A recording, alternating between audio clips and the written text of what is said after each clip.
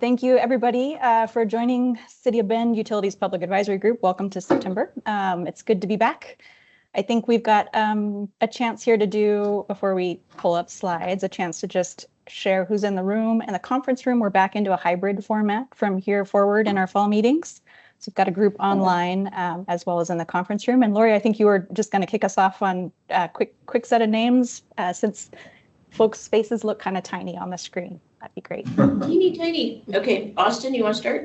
Yeah, Austin Somhiggy over in engineering, helping manage the stormwater master plan and focus on water stormwater projects. Bronwyn Mastro, landscape architect with Bend Park and Rec. And Lori Fea, the city. Kristen Reidelberger with Central Oregon Land Watch in the Cities and Towns program. Tom Headley, an engineer with Century West Engineering.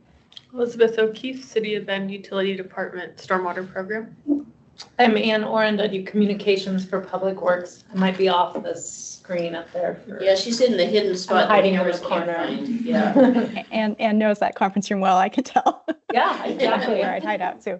And I just want to acknowledge too, before mentioning who's online. So we had two newish faces who joined our tour in June. Krista is one of them, and then also Greg and Wes from Bend Pine aren't able to join us because it's start of school season, and we have some other folks who aren't with us for today's conversation. But just want to welcome Kristen to the group from here and through our fall series, and then mention. Maybe we'll just go through real quick. Shane and Mark, both from the UPAG here online, and then Trista and Karina representing the Stormwater Master Plan team. And I'm Aubrey, per usual, helping out with facilitation.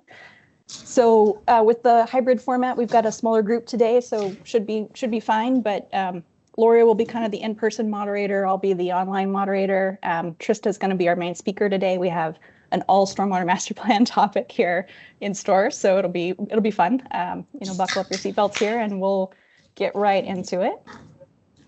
I'm going to kick us off with just a little bit of housekeeping. So purpose today, we want to get input on the prioritization approach for both the capital improvements that would be part of the Stormwater Master Plan. There's a matrix, a draft set of criteria that are part of the agenda packet. So if you have that handy, that's great. There was also a memo that provides a bit more background information about the suggested outfall retrofit prioritization. So we'll touch on both of those topics once we get to the Stormwater Master Plan content. I'm going to start out, though, with just a quick look back in time with some meeting reflections and also a look forward and touch on what we have in store for this fall. So 11 to 12:30, same time today. We'll try to stick to that time, and I'm gonna move pretty quickly through these reflection slides so that we can save as much for the Stormwater Master Plan as possible, as much time as possible.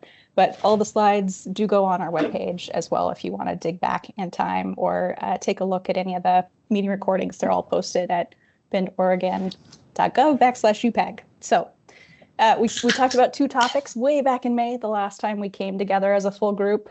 One of them was the Stormwater Master Plan. We got some of the UPAG team's input and feedback on visioning and prioritization.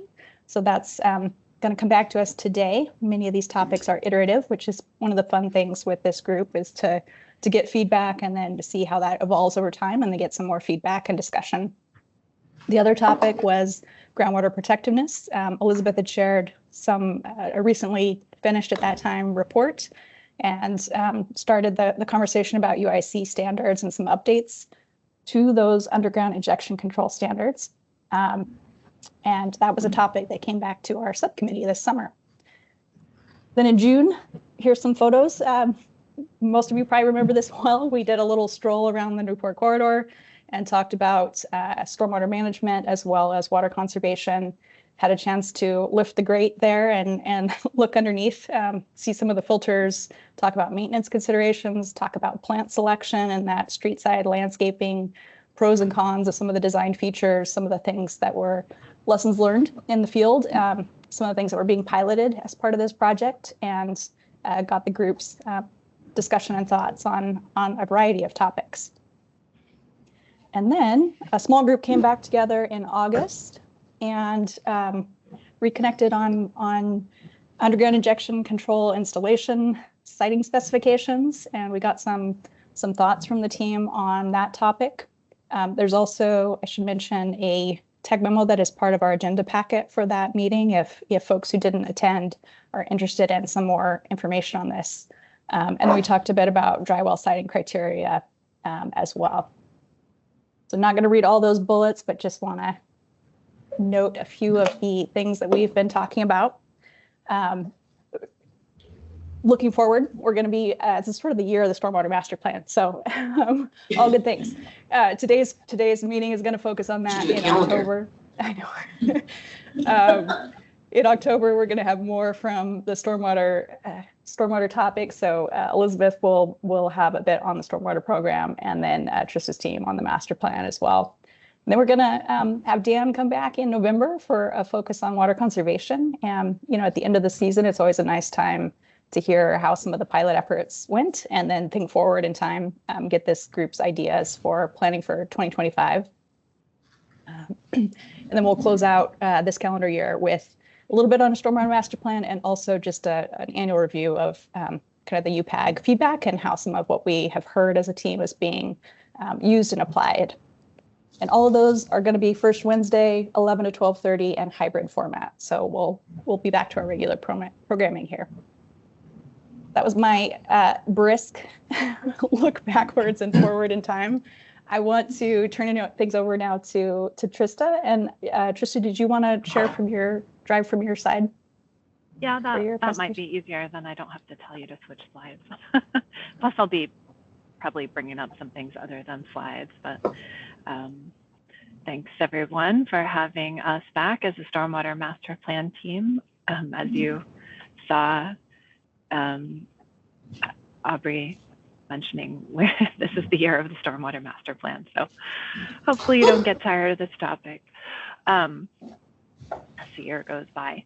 So the two items we're really going to talk about today are the criteria for prioritizing the capital projects, and then our assessment to prioritize which outfalls in the stormwater conveyance service area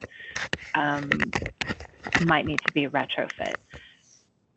So the one that's most important for our project schedule is the capital project prioritization. So we didn't get to that last time, and we're going to do it first today. And we can essentially spend quite a bit of time having a robust discussion about this topic and make sure we fit in all your comments on it. So I will share my screen. A few slides here.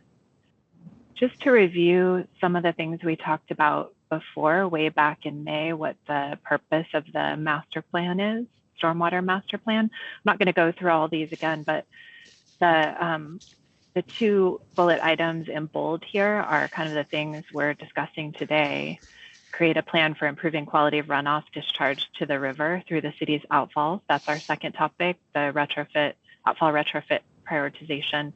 And another main goal of the master plan is to, in general, develop a capital program that improves the conveyance or drainage in the city, UIC retrofits, and outfall retrofits. So all the sort of streams of project types that are coming through this plan, we need a way to prioritize those. That's our main topic. Mike Zabo, can you mute yourself? We're kind of hearing little noises from you. Oh. It's okay. And then thanks, Krista, Mary. can you share the presentation as slides? Make it bigger. Presenter. That always, it screws up my screen. So let me see. Can I just, what if I just, is that legible? Okay. Yeah. Sure. Is it legible? Okay. Yeah. If I share it as a presentation, it takes over both my screens and then I can't see anything else. So I gotta stop doing that. Technology. Technology. And it doesn't give me a choice. I feel like it should give me a choice, but it does not. Okay. Yeah, so this is a little wonky, sorry. And And so the UPAG input on these things are more around visioning. What's your vision? What's the community's priorities for stormwater? And again, it sort of in an overall sense, and then in a very specific sense, how will we prioritize those capital projects, the set of capital projects that we have? And we are sort of coming back to that. We got your ideas on visioning in May, and we used those to help develop our capital project prioritization matrix. So hopefully you'll see some themes that you noted before. And these are the things we heard in May, that protecting groundwater and the river were UPAG's first priorities. Repairing current facilities and building new ones, if we were choosing between those two things, they had equal weight for you. And that the top master plan outcomes, this is what we heard in May, mitigating erosion and sediment to reduce flooding and protect water quality, providing consistent standards for existing and new development, preserving water quality, both surface water and groundwater, and applying ecological approaches to mitigate the effects of climate change, and using stormwater management solutions that recognize development density. So a few of these are going to come back in our discussion today. And that's what we heard in May. So our focus questions for today, the first bullet and sub-bullet are about our first topics. We'd like to have that robust discussion of our draft project rating criteria. And there's a score available in each category of criteria, and that helps us see the importance of the categories relative to each other. Do you agree with that relative total scores? Then within each category, we have a few different criteria, and they have different score total values. Do you agree with sort of the relative importance of the criteria within a category? And just generally, do you concur with the scoring approach? And then our other focus question is about our second topic. Does the approach for our outfall retrofit needs assessment make sense? So we'll move on to the prioritization criteria. And Trista, do you mind really quick if I just jump in, just kind of like an overall timeline, again, just kind of refocusing. So again, we're really turning the corner from our discovery phase of this. We've been collecting a lot of the data, seeing what our issues are. And now, with the visioning and the goals and the values that we've received and heard from the group and internally, we've created this matrix. And then the next thing we're really going to move towards, once we, get some concurrence on this matrix, is developing those CIPs. So we're really at that bridging time right now where we've OTAC's done a really good job of consolidating all the issues and historic data, and now we're going to go to start developing solutions. And so just, CIPs means construction projects. Yes, projects. And so, again, it's a big shoulder here that we're turning. So we're hoping to really solidify kind of this like values matrix, and then ultimately then developing these project lists into next July. Yeah, good context, Austin. Thank you. So yeah, the scores we apply will be to the issues and the solution ideas that we create for them, because there are more issues and possible solutions than you will actually build or implement over the next 10 years. So we need a way to figure out which ones should rise to the top, and that's what this prioritization criteria is really all about. Good context. Sorry, I just jumped into the weeds. But yeah, that's what we're trying to do here. So in thinking about, the types of problems that we have, and the values we heard UPAG say, the things staff has mentioned to us are important, things we know about the community, we came up with our prioritization criteria. How would we score each problem or solution? And one of the easiest first ways to look at it is by the different categories of criteria, because this allows us to see which ones have the most points available. And then what you got in your packet was also a little bit more detailed matrix that we can also look at. So we've got these 5 categories. They're conveyance and flooding is one, water quality improvements, category assessing whether the project provides multiple benefits or if it's more just focused on one thing, category acknowledging that some projects are recognized priorities among staff or the community, and then a criteria about how feasible and cost effective is the solution. The total points available for any issue or project would be 70. And if you look at how they're weighted, 10 points is the maximum available in the conveyance and flooding category, 20 points is the maximum available in water quality, 15 each for multiple benefits and recognized priority projects, and 10 points is the max for feasibility and cost. Not all, obviously not all projects will score the maximum points, but you can see just by looking at this that water quality improvements ends up being the most important category, followed by a tie between multiple benefits and recognized priorities among staff and the community.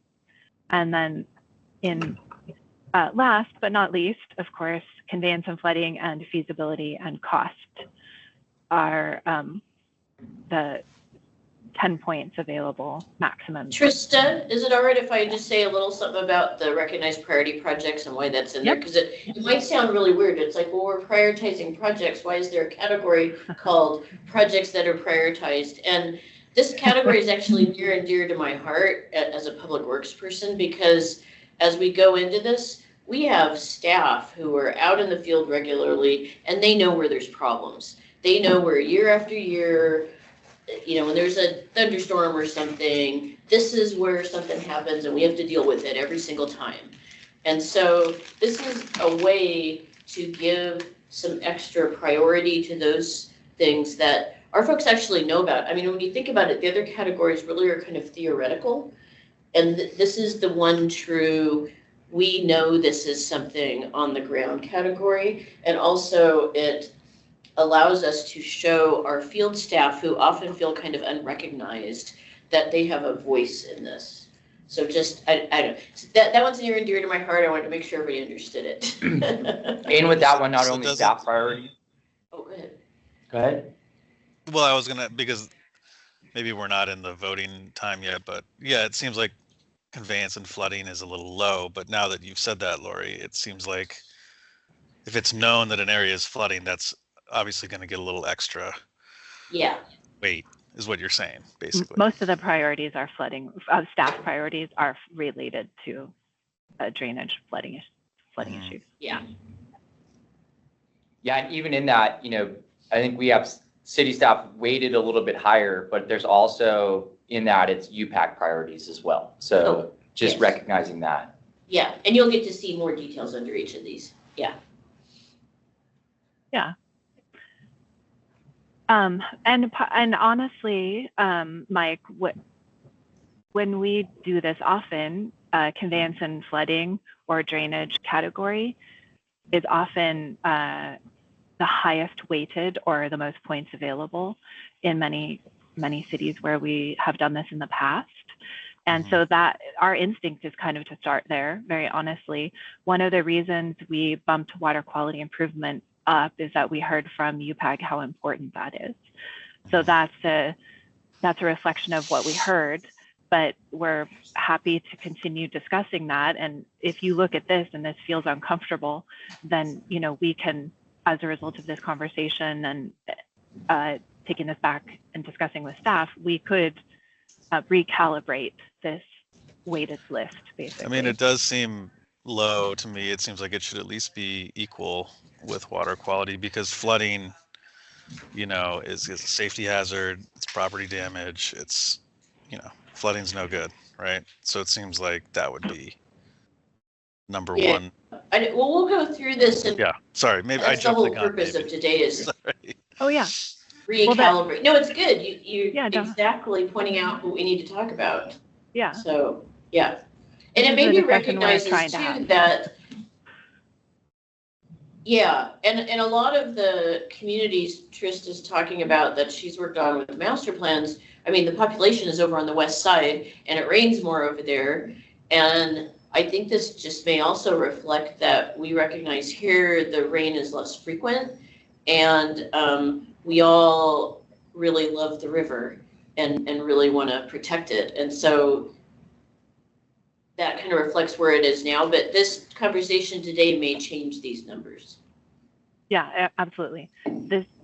We're here to have the discussion about whether this feels good and reflects what you hope the outcomes of the master plan are. Yeah. A quick question too, because does water, just for clarity, water quality is encompassing the groundwater protectiveness? Yeah, that's another difference. That your drinking water comes from your groundwater sources here, and that also has some justification for why water quality, because this category does include both surface water and groundwater protection. So yeah, we can definitely start there, and as we continue to talk about it,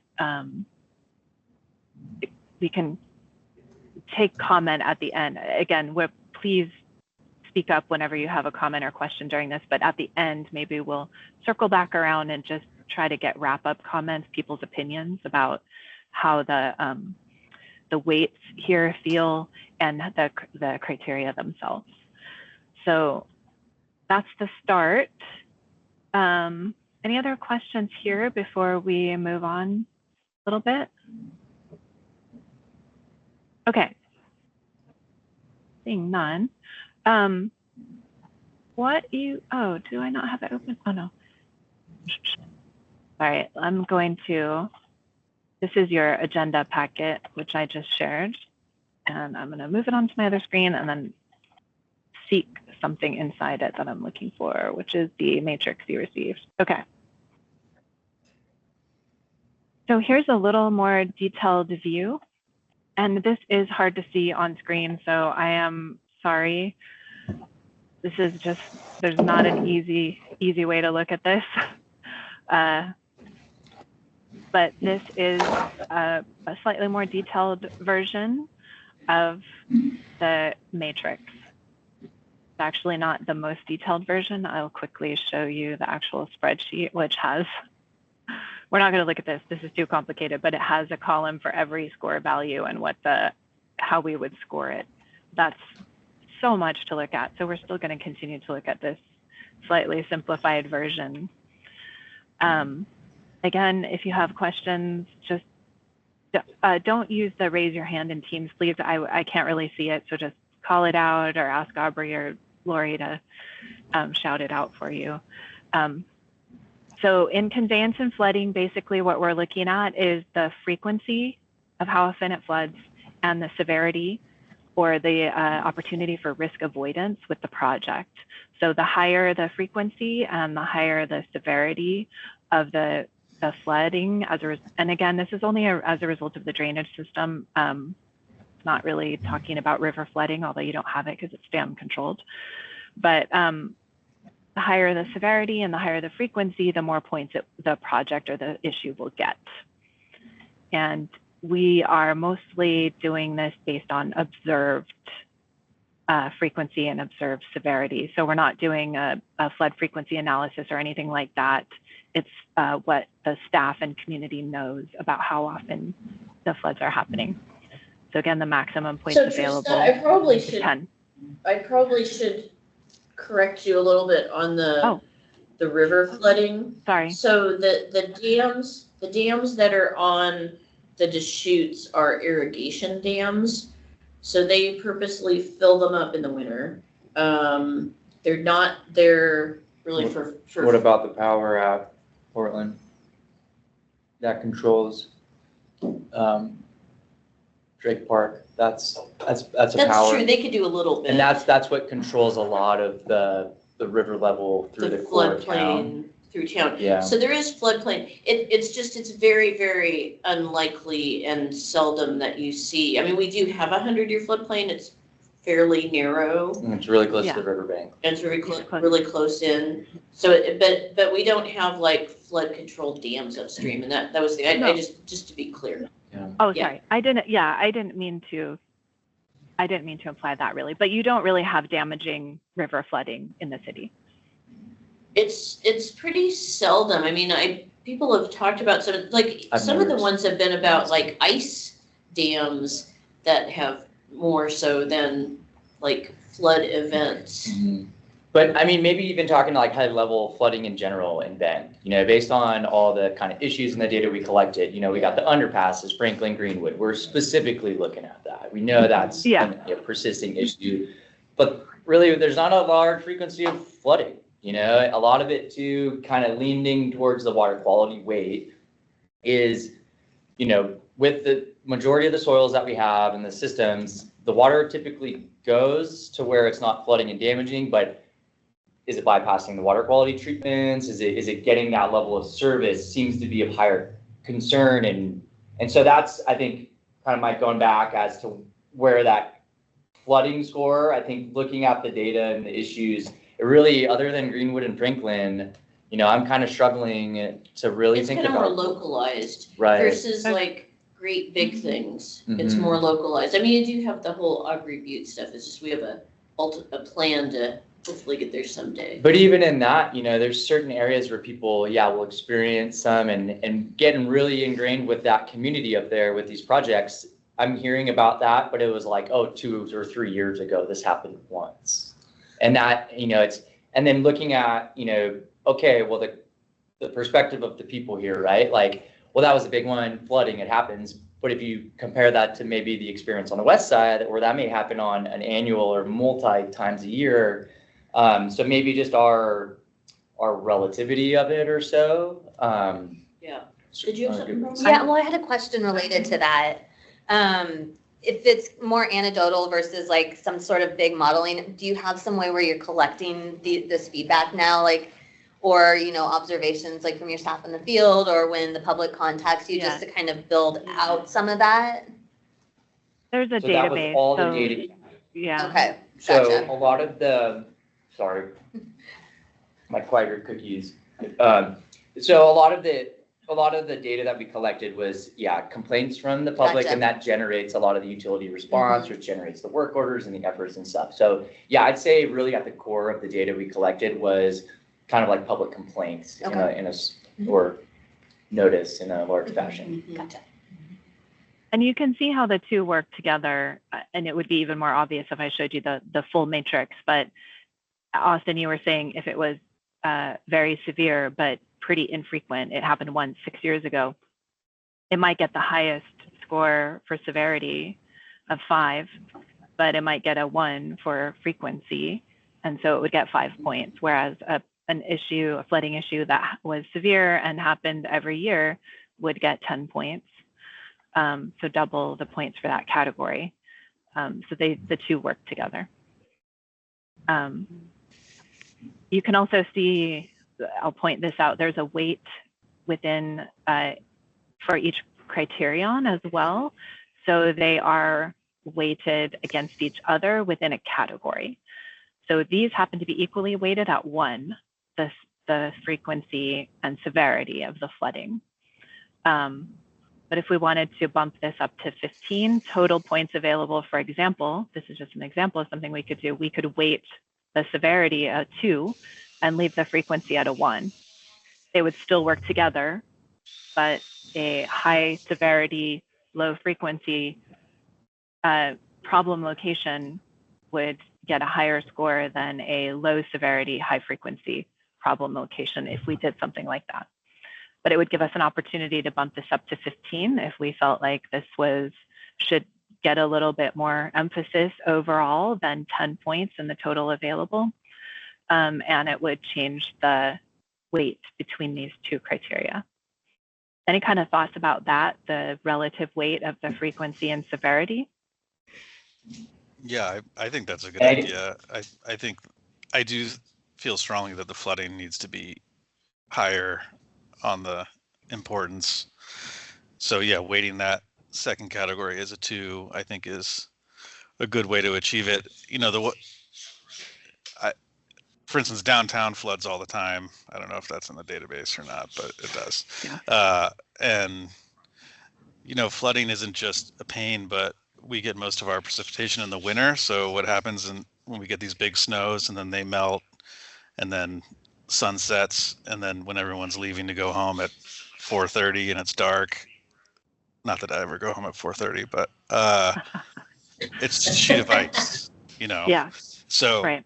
I just think flooding can be a pretty serious safety hazard. So, and I feel like our job is to, watch out for public safety. So it should be higher. Okay. In my That's opinion. an idea. Okay, Yeah, I agree with that. Yeah, again, I think, a lot of this first take was, I think we heard a higher, obviously a higher emphasis initially on the water quality. And that's kind of what got us to this, but I totally agree. I think, especially like looking towards the future, part of one of our studies was kind of what's expected from a climate change perspective. And so flooding now, like you mentioned, Mike, it is an issue, and it could become more of an issue based on what we think is coming for us in the future. So let's make sure we get through all of these, because as Mike already figured out before, we do have the other category of, like, particularly staff, but also other folks, problems they've identified, which tend to be nuisance flooding problems. And so I think we're going to want to take this thing as a whole and see how we think it's going to work out. And I will also say, just as like Trista, I've worked on a ton of different stormwater master plans, and I've always found what's really important is you come up with all the criteria, you put a bunch of projects through that criteria, and then you do a gut check of, does that feel right? Because again, a lot of this is theoretical. And so we will do that. We'll make sure to do that gut check. And there's like one more opportunity when we do that to also do some adjusting, which could be adjusting scores of individual projects, or it could be even cranking on the criteria a little bit one more time. So we have, not only today, we'll have another opportunity to do that as well.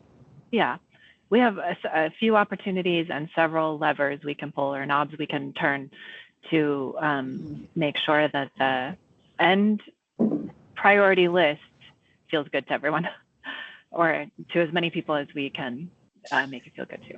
So yeah. Well, maybe not to beat a dead horse, but I guess I'm just saying, I feel like the public safety aspect of it should be on there. So maybe instead of weighting it, maybe there's just a third category under number 1 that's, okay, does this affect public safety? And if not, well then, Interesting idea. Yeah. I'm just looking at it from the safety standpoint. Right. Yeah. Yeah, for sure.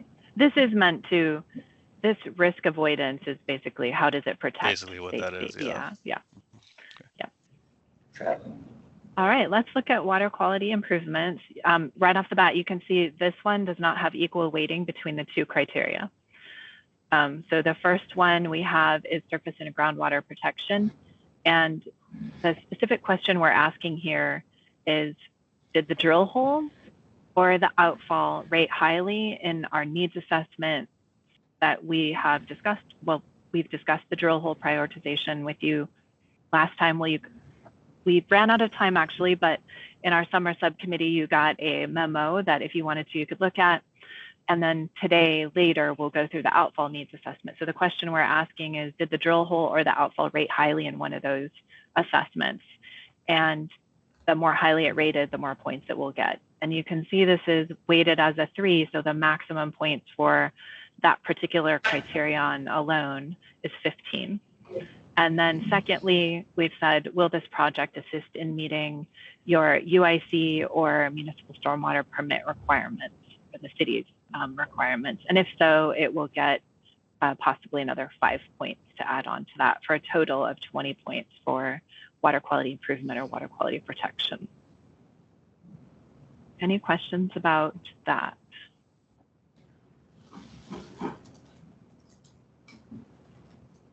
Any objection to the high weighting of the first one versus the second one? I was happy to see it, to be honest. It was good to see the weight given toward both surface and groundwater, and especially groundwater protection, given our drinking water source is the aquifer beneath us. So I think it's a good, appropriate weighting. And I'm a little biased because I remember the days of the Stormwater Quality Public Advisory Group. So that's QPED. Yes. Yeah, and I think the other part, like Trista mentioned, we had like 2 specific kind of studies that fed in and gave us some pretty good recommendations here. So, well, I think you touched on it too, Austin. The water quality is affected by flooding. So if we have flooding, does that bypass treatment? Is that failing to treat both groundwater and surface water runoff? So it's I think it's all encapsulating. If we do have great water quality improvements in a project, it may also include some of those flooding elements. Yeah. Yep, some of them do, for sure.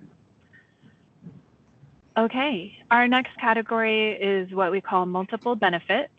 The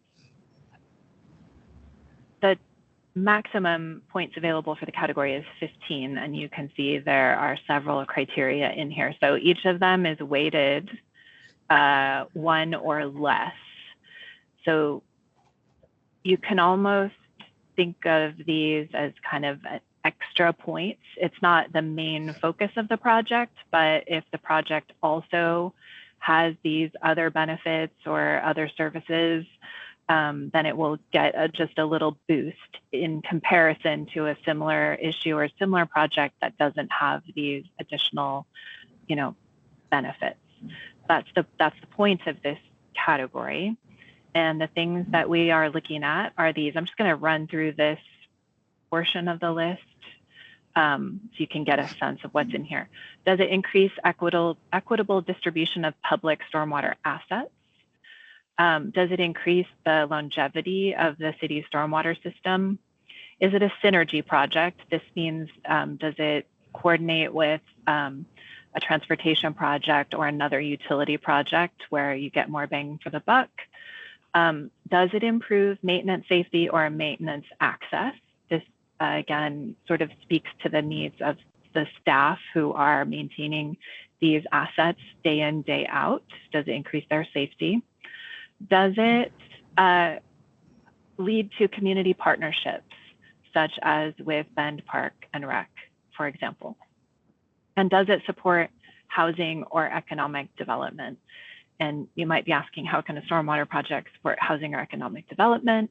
If the city chose to make some regional facilities, for example, that would allow 0 lot line development, for example, in some of the redevelopment areas where the project proponents didn't have to keep all the stormwater on site. They could instead maybe pay a fee and send the runoff to a regional facility that would support housing or economic development, just as kind of an example there. So as yeah, and I also run a big recognition. Sorry, just a big recognition in the development community right now is permitting, right? It takes a lot of time and it's slowing down. So like Trista said, like the regional facilities, one of the main benefits we're thinking about is like maybe it just takes one other content out, then maybe not the primary focus of what that development wants to do. So there's where that kind of support economic, another angle. Sorry, Trista. No, great. So in general, any questions about the purpose of this category or the contents, the different criteria? If we were playing off of Mike's comment on the last one, we'd maybe want to consider the maintenance safety access as a higher weight than it is. If you're looking at like safety of, staff and then safety of the public. Yep. We can definitely change these weights. We can change the weights in a way. So let me just finish this and then you can go. We can change the weights in such a way that it maintains the category total, or we could change the weights in such a way that it increases the category total. Okay, go ahead. One comment is I like the 15 points here, like relative to the other higher priorities, and even assuming maybe we'll bump up flooding to 15. One that sticks out to me is community partnerships, recognizing like the outfalls and some of the MS4 requirements, and just knowing, I think the city recognizes a desire to kind of find the appropriate landscaping and the appropriate frontage for the river, and knowing that a lot of that property belongs to the park, and also has aligning goals with Upper Deschutes Watershed or other agencies in town.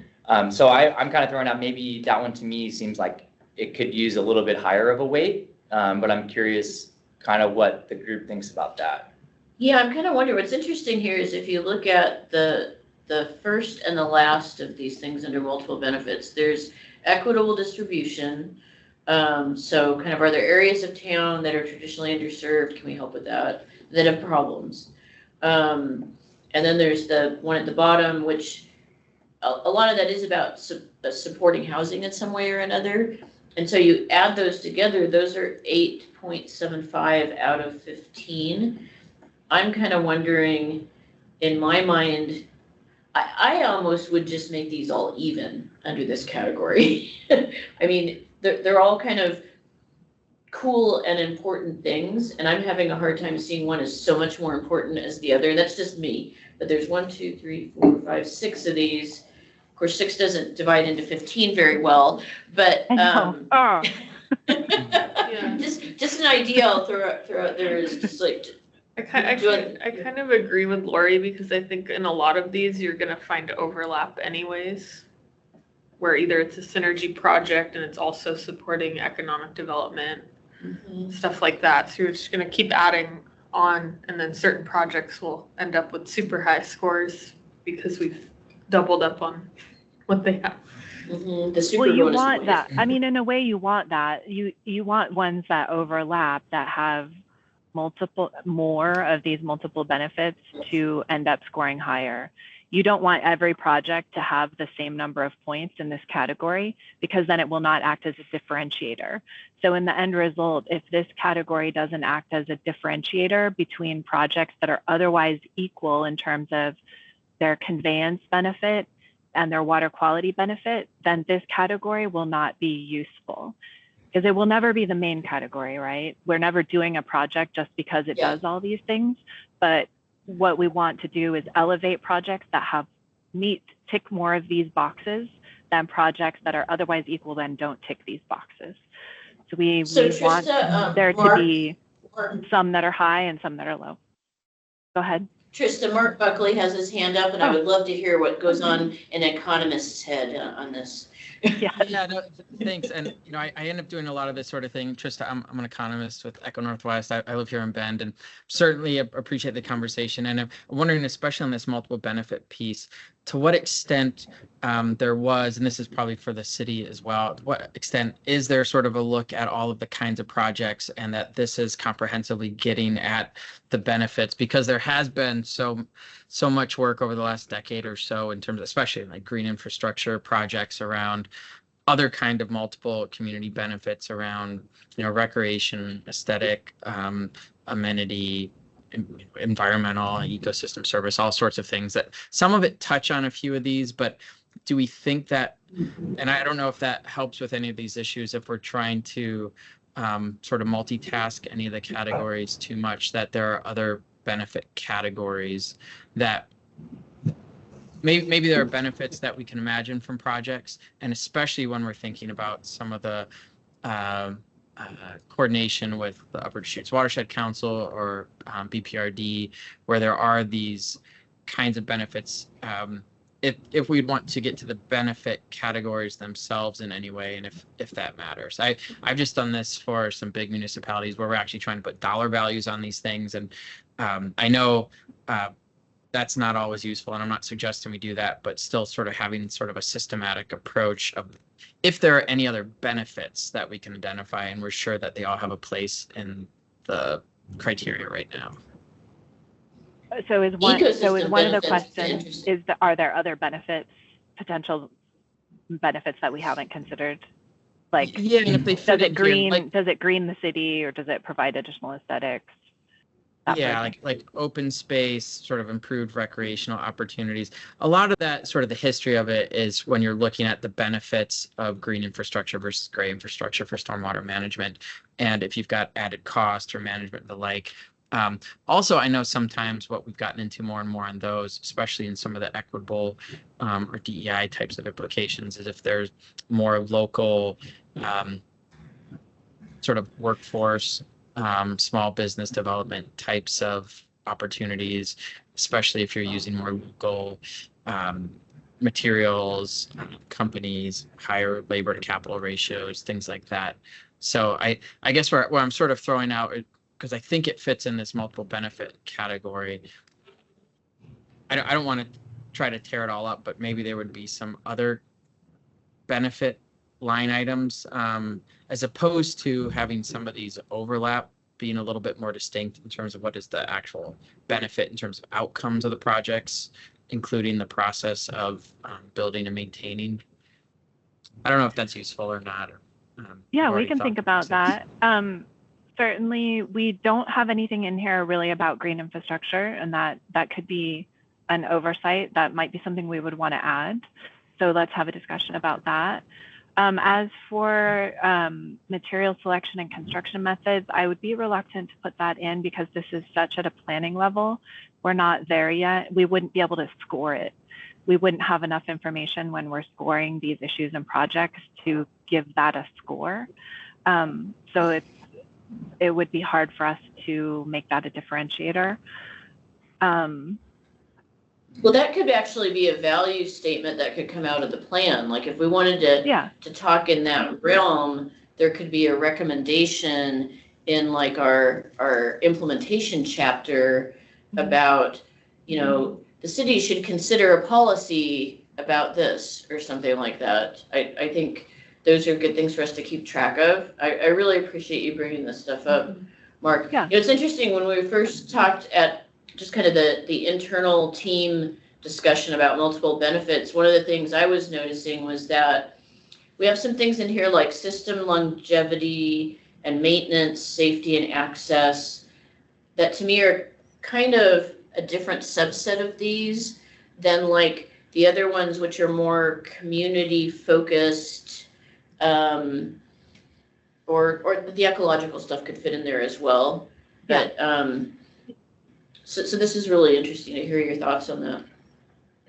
I could share, I don't know how much you all have looked into that literature. There's a lot of it, and I've worked on several reports for US EPA on that sort of thing. So I'm happy to share just to sort of help see some other examples of categories of benefits. And SPU and King County have pretty well established categories of all of this benefit use that they've used for their stormwater projects too.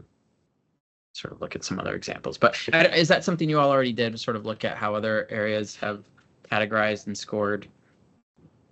Yeah, I mean, we have reviewed other plans. We've done other plans. Sure. But sure, we'll be happy to look at. What about? Sorry, Trista. No, go ahead.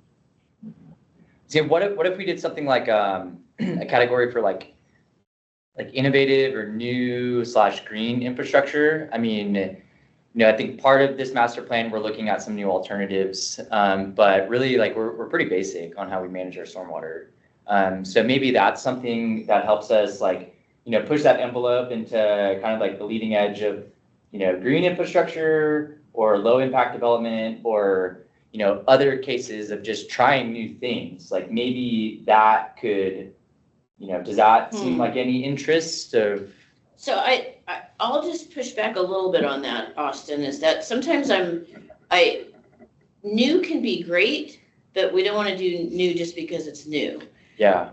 Because, I mean, stormwater, there are only certain ways you can deal with it. It's going to go in the ground or it's going to go in the river. There's some surface treatment and there's some underground treatment.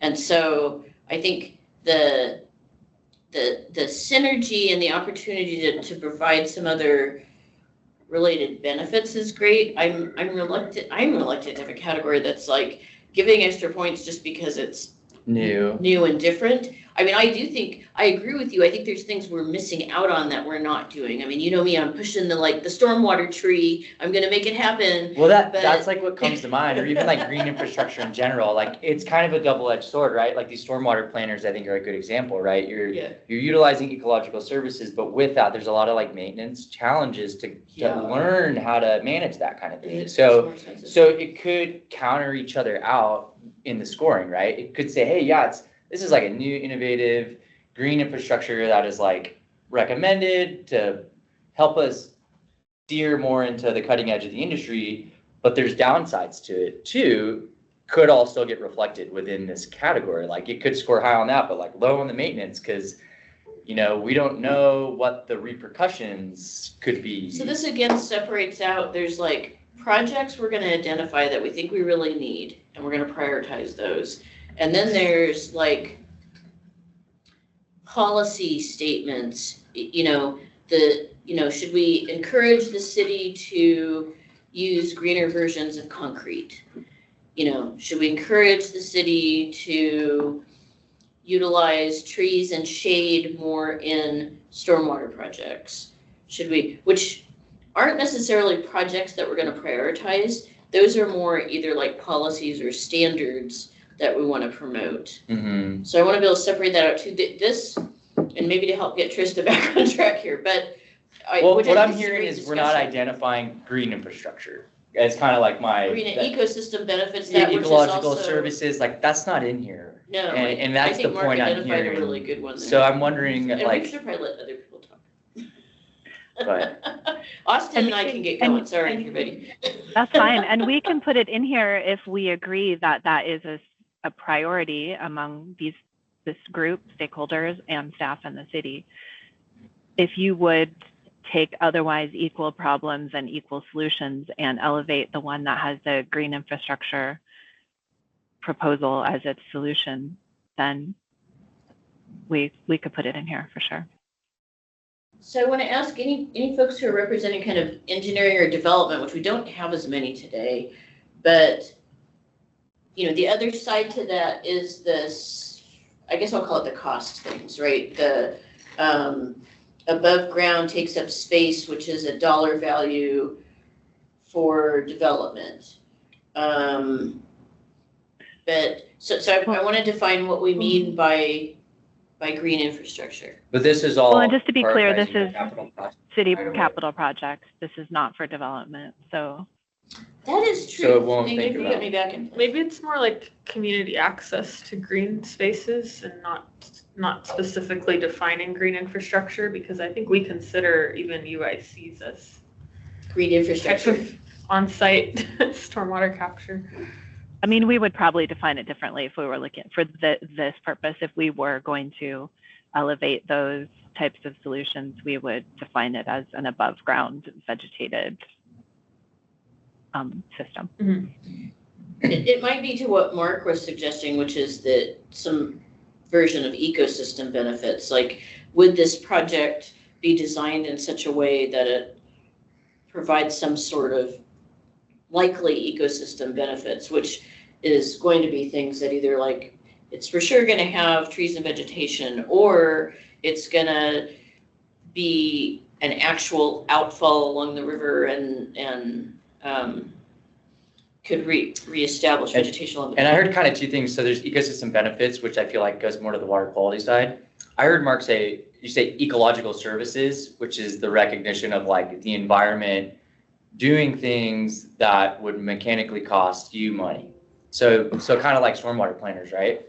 Like the environmental ecological services of the fauna or the flora, and the soil, that does things. So then now Mother Nature's taking care of these passive systems, right? They require maintenance and stuff, but maybe not as much as a water quality vault where we need to dump all the media out and suck it up. And so I think that is important to see, and if we can develop a system where Mother Nature plays as a partner to us, I see, Mark, was that kind of an angle you were thinking about? Yeah, and I think, I know, Laura, you've worked on these issues for a long time and are aware of all the categories, and it's sort of generally thinking about the trade-offs between green and gray approaches. And some of it is sort of that ecosystem service in terms of performing some function you might pay for otherwise, and even trying to use resources as productive inputs rather than wastes that need to be removed and gotten rid of, including the stormwater itself.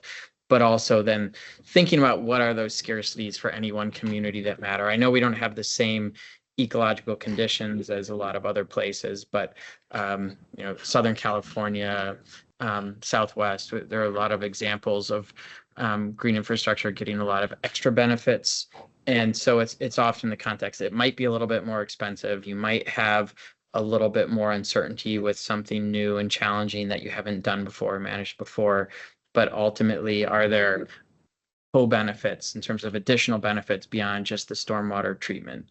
And are those justifiable? And I think those ecological functions, and a lot of, as Laura, you point out, the street trees are always one of the easiest metrics around that, and all of the microclimate types of things, and as well as all the aesthetic benefits and design pieces and along those lines. But it ultimately, I think it's at least giving yourself an opportunity to credit projects that are going to see those extra benefits where there might be extra costs. And Austin, as you're saying, there is this trade-off there, and then you've got to, maybe when you actually get the projects, you have the opportunity to think about, okay, this is going to cost more. I know SPU for a long time had a very specific benefit increment that they had to monetarily use to justify a green versus a gray project, because they knew it was going to cost more. So more expensive project, but more benefits. And then when you can identify other costs that you might avoid elsewhere, like irrigation costs, then you might help offset that cost as well as get the extra benefits. We can definitely look at more. We can also add, I'm sorry, whoever I interrupted, go ahead.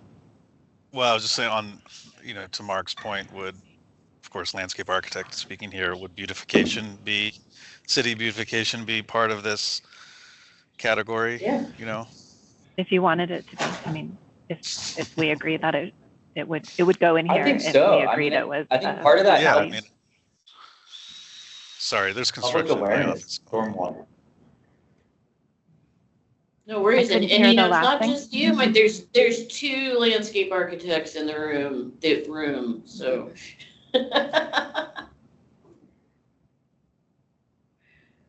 I mean, I think there's problem areas that if you, often the flooding happens in these kind of urban areas where there's no greenery. And so, yeah, I think adding a category for if it's an added benefit, like Mark is saying, that you can clean up this area, beautify it, and control the stormwater, that should be on the scorecard. When I see the word synergy and the synergy project, I think of it's a stormwater project that precedes a paving project, and so you're able to use two pots of money to get the work done. Is that so strictly defined that we can't include synergy in the efforts for ecological system improvements? So I was waiting to comment on the synergy. Because it is strictly defined, so it's kind of off limits in that own category of a synergy project. The city uses this term to mean that exactly what you described, a project that has money coming in from two pots because it's serving a utility and streets or something. So yeah, it has. I will say, has a specific meaning in this context. The city's completely shifted gears on this. So I'd say the last 3 years we were like synergy by all costs. Let's do it. We found that that's kind of spiraling a lot of these projects way over budget. And so it's also then taking what would have been the number one priority of spending that dollar on a sewer, actually gets put somewhere else because someone's already there doing stuff. So we've actually been kind of directed to back off on the synergy, I guess, kind of weight of things. And so that's something, I would, and again, like gonna kind of look to my supervisors and stuff. I don't know. Oh, Brittany, there you are on the phone. But I could see this even being like half a point or something lower. I don't know, Brittany, you probably have a better context or feeling for that, but I think we're kind of shifting our traditional approach to the whole synergy focus. Yeah, I think it's all really driven by funding at this point, and we are coming up on very limited funding currently, and it might change in the future. So I do think probably minimizing points at this point in time makes more sense, so it isn't unbalanced with today's needs. So yeah, that didn't really answer the question, but I would agree. Maybe just reducing the point total slightly on that one makes more sense for today. And then if for some reason we find more value in those synergy projects in the future, we can certainly modify this and reclassify if we have to. But as it stands today, we have very limited funding, so we want to try to prioritize those projects for each of our disciplines. Is sort of independently. Yeah, I almost wondered if, or take it out. It's a really good point, is to almost to take it out. Yeah. Because it seems like the city synergy stuff, we tend to really identify at the point where you're like, we're ready to start on this project. Is there anything else we want to cobble together with it? Because there's an old sewer line, do we want to cobble that together? You know, maybe that gives us the ability to, like, if we take that out, going, that's going to happen anyways when the city budgets each year. And instead, this is more about these other types of synergy benefits, but we won't call it synergy because that's a city term. And put in that slot the ecological / aesthetic benefits or something like that, the green benefits we've been talking about, and maybe even adjust. I mean, I'm still inclined, my personal view is to recommend that we almost make these more even between these 6 items here. And I'm interested, I'm sure Trista would want to know if people are, that's just me talking. I mean, if they're really meant to be a differentiator, then it kind of makes sense that they're a little bit closer together. Because otherwise you're also, I'm not sure how many people, like members of the public, will be actually reading this, but it is messaging to like, okay, well, this is more important than that in terms of like the added benefits that we have, which could. I think we're trying to, in this one, prioritize the benefits that have a direct people benefit, like equity, housing, safety, higher than the benefits that have a infrastructure benefit, the system longevity, or a financial benefit, the synergy, and the community partnerships. So that was sort of the theory there, why the ones that are a little bit higher benefits are more the people-oriented ones. Or maybe you have a hierarchy where like the people ones are all the same and then the other ones are all the same versus like them varying more. And I would suggest these are all to let you know, though, Trista. I'm sorry, Lori, I couldn't hear you. Oh, I'm sorry. I would suggest that these are all people benefits. I mean, it's kind of interesting, like, it's almost like which type of people benefits, right? Because all of these things have benefit to us. I will say, Trista, something you probably couldn't see was when I was asking that question, at least in this room, the people I can see easily, like, you know, do you agree with me or not about, like, these should be more equalized? And I saw nodding, just so you know. Okay. So basically lots of nods on multiple benefits having equal weighting within the category between the criteria. Yeah, and I would think okay. Please continue. Or like you said, that you equal out the ones that are financial versus the ones that are for, you know, human benefits, I guess. Yeah. And just to let you know, I usually don't fully finalize the weights until sort of the end, because as you can see, as Lori pointed out, the math of 6 dividing into 15 and all that. So this is sort of an idea of how they will be weighted against each other, but in the end, all the numbers have to be round and not have, weird decimals. So there's a little flexibility in this as well until we get the number of criteria that we're going to have and the total points, because then the math has to work out. But yeah, we can take a look at doing this a couple different ways and see how it feels. So I'll try a couple different ways and probably talk to staff about it.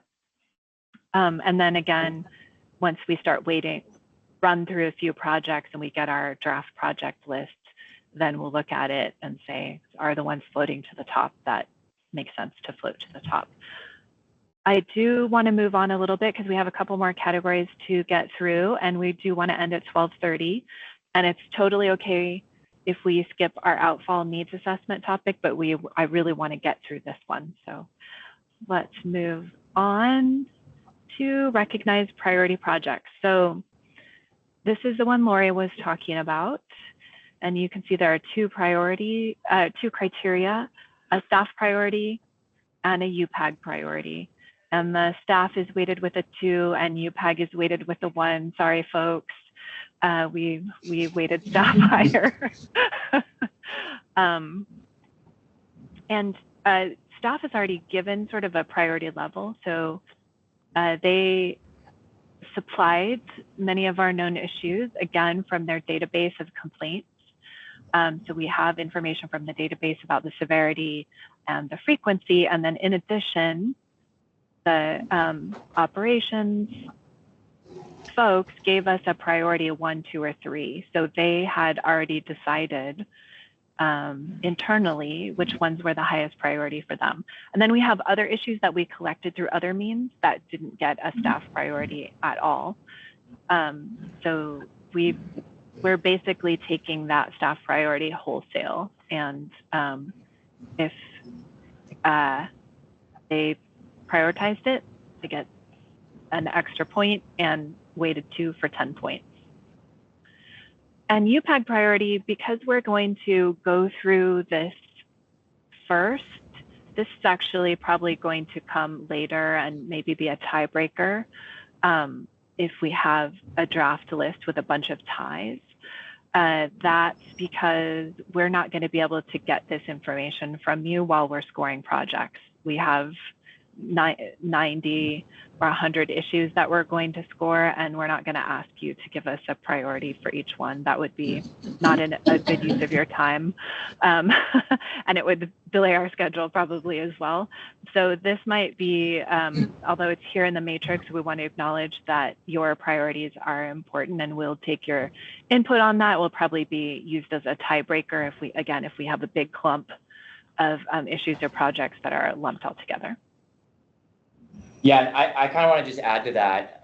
So this is kind of a question of commitment here again. You guys as UPAG, formed for not the sole purpose of being the stormwater master plan sounding board. And again, we really appreciate all the input and stuff. So, recognizing that this is another ask of time, from the group. So I think at this moment, I kind of want to just get that consensus that, is that okay? Are you guys willing to continue to kind of meet with us? And then exactly like Trista said, we're going to try to get that 90 list dwindled down to utilize your time. But even with that, there's going to be, I'd say at least a few hours here in really being able to digest this information and put priority to it. So I just want to be full upfront with, it's an ask. It's another additional ask than we've put. So I don't think it's more time than we've already asked for folks. I'm making sure that there's time available during these meetings over the course of the year for folks to meet. There might be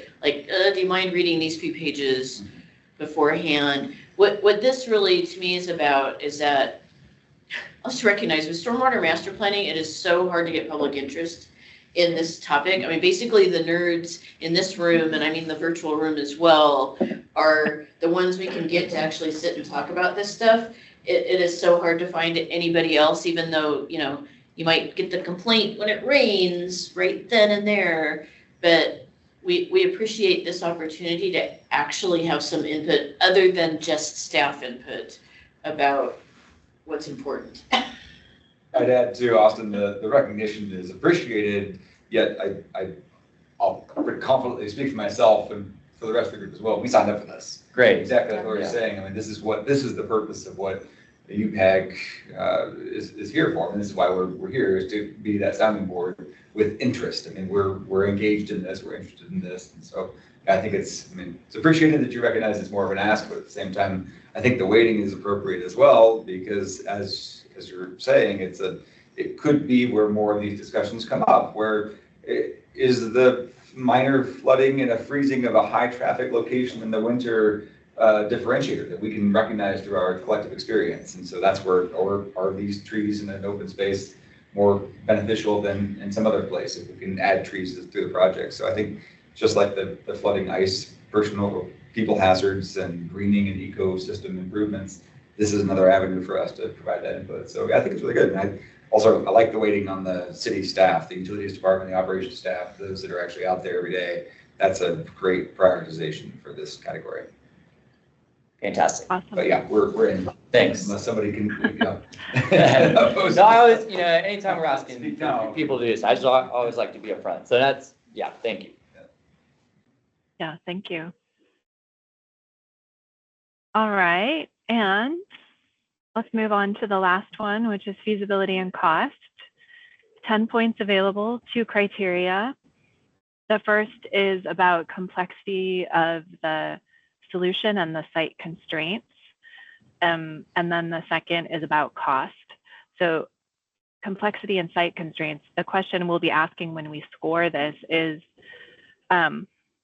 there a physical condition, proximity to a water well, a landslide, unfractured bedrock? Do we have to acquire significant property to do this project?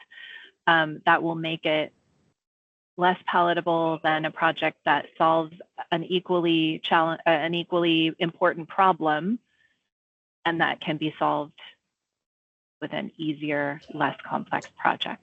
That's the intent of this criterion. So it gets more points if it's less complex, fewer points if it is more complex or more costly. And then literal cost, is it a low cost solution? Again, for a similar problem, a low cost solution. And I will say we are still figuring out what the threshold for low cost is going to be. So that's still a discussion between the staff and OTAC to figure out what that mark is. If you have a opinion on that as well, feel free to comment on that. Right now, just as a number to put in here, we put 250,000 as the kind of the threshold for what would be a low cost solution. Another thing to think about when we're considering cost is, again, the point in time at which we are scoring these. We aren't going to know a ton about the cost. So as the engineering team is providing these scores, we need a relatively easy cost to come up with. And we also can't have several different cost categories. We're not going to say between 250,000 and 500,000 is a certain number of points, and between 500,000 and a million is a different number of points. We're just, at the point in time at which we're scoring these, our level of knowledge about the solutions and projects is very low. So we are trying to get at what would be a low cost solution, but where we cannot get too precise in our scoring of that. Any thoughts about feasibility and cost?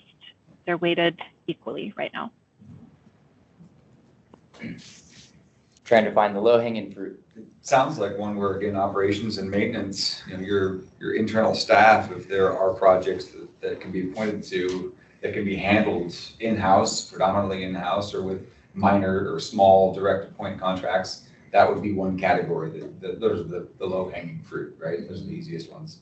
And then beyond that, it becomes regional and mega projects, and then in the middle somewhere. I mean, it sort of bands itself into three projects where you're looking at Franklin and Greenwood, and you're looking at an isolated dry well that has right of way for dual stall UIC, and then all the rest of the stuff in the middle. That's something I wanted to be able to get with this, is that there can be these low-hanging fruit projects that they might not score as high because they're kind of like solving less problems. And sometimes things get lots of high scores because they get points in every category. And then you miss out on these other ones. Mm-hmm. So we need to be able to balance that out. So we identify these projects that are, they don't have all the bells and whistles, but they're pretty straightforward to implement, as well as some bells and whistles projects as well. Trista, one other thing I thought about is if, as we discuss all the comments we got today about the other benefits category, if we're feeling like, oh, there's so many things in this, we could think about finding a way to move maybe things like system longevity and maintenance, safety, and access down to that other category. It's just a thought. I mean, it's like they're kind of related. I'm just throwing that out there. We could, yeah. I saw your face was like you were kind of disagreeing with me, but that's okay. I would rename this if we did that. Okay. Yeah. And maintenance. But yeah. And what? And maintenance. And feasibility and cost and maintenance. Yeah.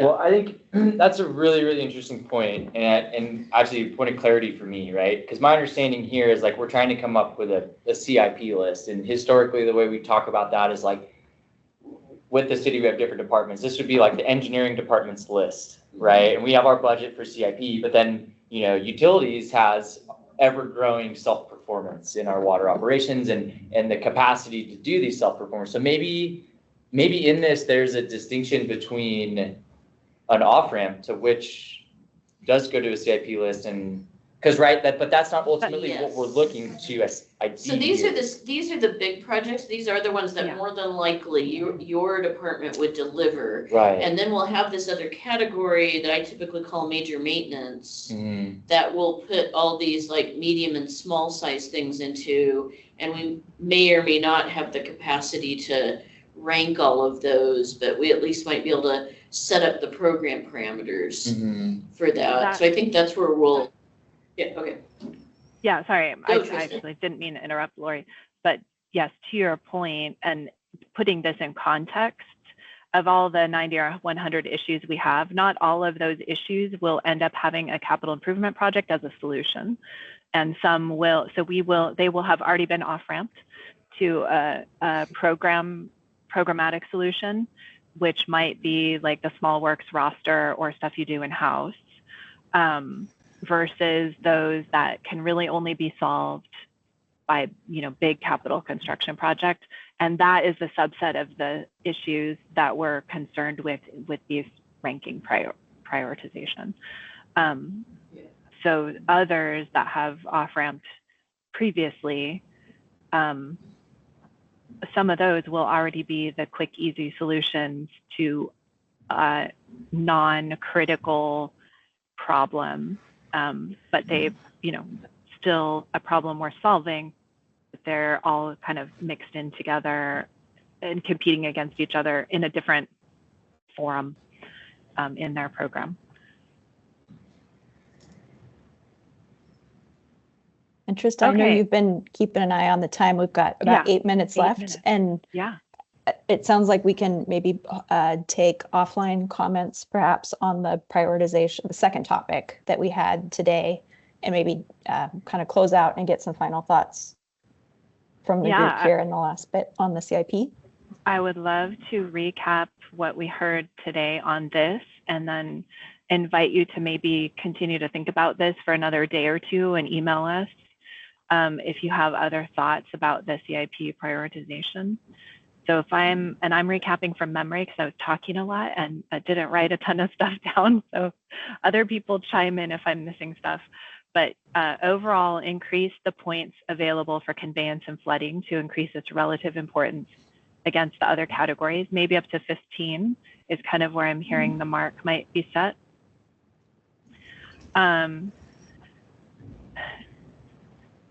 either standardize all the weights in multiple benefits or group all the human-oriented ones together and give them a similar weight, and the more infrastructure-oriented ones together and give them similar weights to each other, and potentially add ecosystem services, green infrastructure type criteria to the multiple benefits category, while leaving the maximum points available to this category as 15 or so to maintain its relative position with the other categories. And let's go ahead and pull synergy out, Trista. And pull synergy out. Yeah, I forgot that one. So we'll delete synergy. It will get replaced with a ecosystem services or a green infrastructure type one. We'll think about that more. Maybe we have one more criterion in this category. And no big changes to feasibility and cost or recognized priority projects. And we all understand that the UPAG one might come later as a tiebreaker if we've got some ties to think about when we look at the draft ranked list. That's what I heard. Did I miss anything that we should consider thinking about? Continue thinking about?